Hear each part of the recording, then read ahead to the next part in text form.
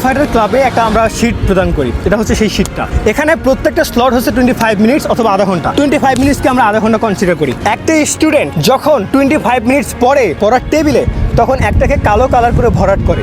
আমি স্ক্রিনে আমাদের স্টুডেন্টের করা একটা শীট দেখাবো।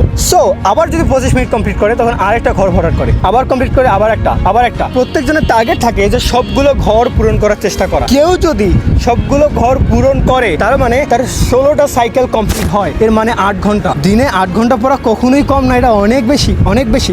একটা স্টুডেন্ট যদি কনসিস্টেন্টলি এটা করতে পারে, বাংলাদেশের যে কোনো ইউনিভার্সিটি তার জন্য biscuit and chocolate. Yes, I saw it. এবং দেখো এখানে কিছু গেমিফাইড এক্সপেরিয়েন্স দেওয়া আছে। যখন একটা গোল ভরাট করে তার মেন্টালিটি তৈরি হয় যে আমাকে আরেকটা গোল ভরাট করতে হবে, আমি কেন এটা দেখাচ্ছি, তোমরা নিজের পড়াকে গেমিফাইড করতে পারো। এই গেমিফাইড পড়া, গেম খেলতে যে মজাটা পাচ্ছ তুমি পড়তে সেই মজাটা পাবা। 25 মিনিট করবো, আমি এখানে একটা গোল ভরাট করবো।